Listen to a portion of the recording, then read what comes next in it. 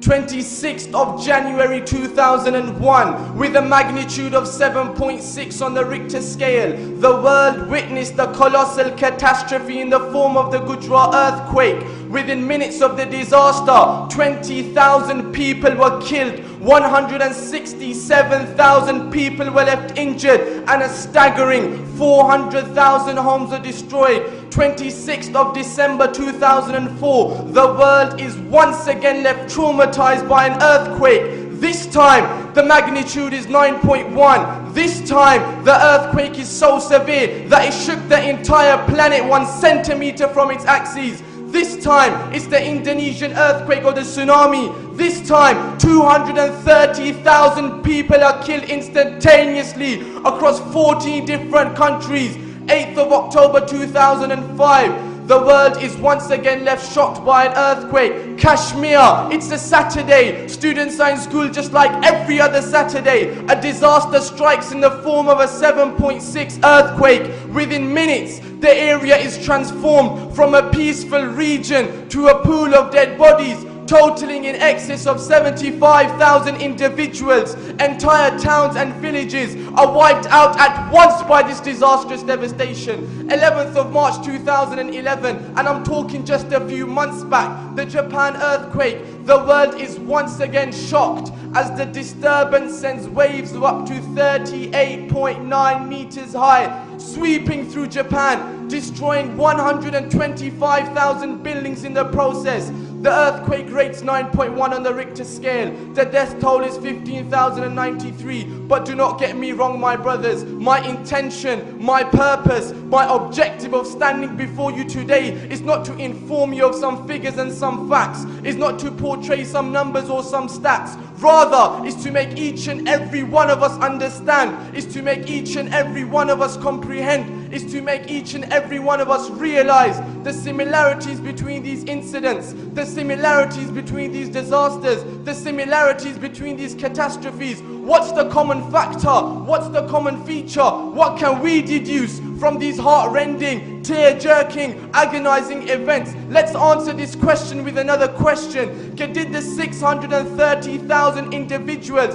killed by these chaotic catastrophes have any idea that their time is up? Did they wake up in the morning knowing it's the last day of their lives? Did they go to school or work aware of what their day would bring to them? The simple answer is no, because death is a phenomenon that is unexpected and unpredictable. Every next moment could be our last. One can be sleeping, eating, walking, talking, studying, exercising, dressing, shopping, bopping, playing, relaxing, chillaxing, working or enjoying his life, and before he knows it, his time is up. Take the example of Miklas Fer, the footballer. He comes on as a sub for Benfica. He makes the assist for the only goal of the game. The world is watching. It's a football match being broadcast on live television. He's only 24 years of age. The match is near its finish. He makes a tackle and receives a booking. As the yellow card is shown to him, he ruefully smiles at the ref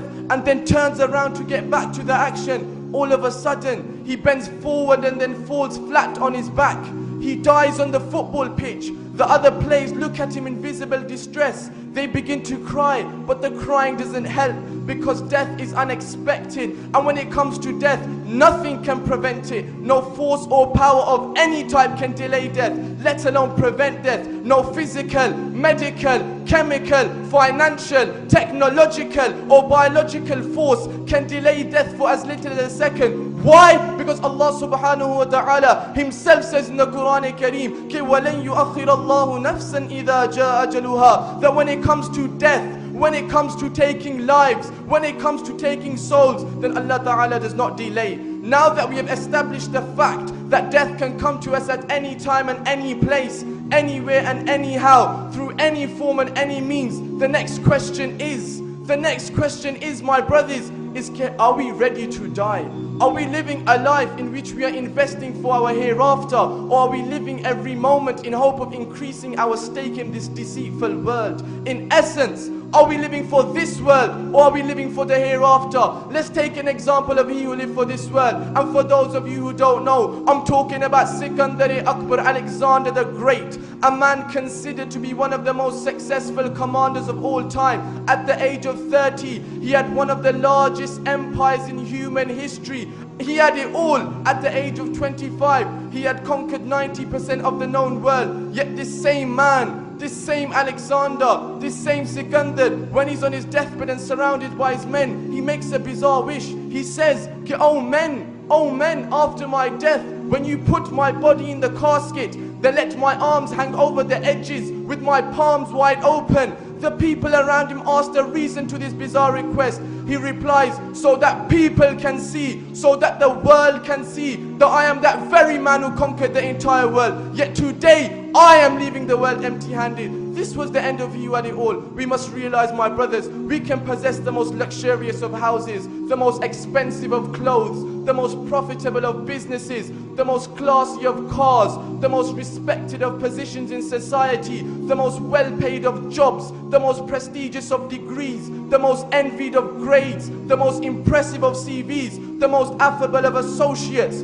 the most affable of associates, the most ecstatic of happiness, the most safe of security, and the most stunning of wives. But when the time of death comes, then all of these things will remain behind, and only our good deeds will remain with us. Why? Because the Prophet ﷺ is reported to have said in Bukhari by Hazrat Anas radiallahu ta'ala an, كي يتبع الميت ثلاثة أهله وماله وعمله فيرجع اثنان ويبقى واحد يرجع أهله وماله ويبقى أمله. That when a person leaves this world, then only his good deeds will remain with him. And the Sahaba radiallahu ta'ala anhum ajma'een, they properly understood this. They properly understood this message. That's why they didn't live for this world.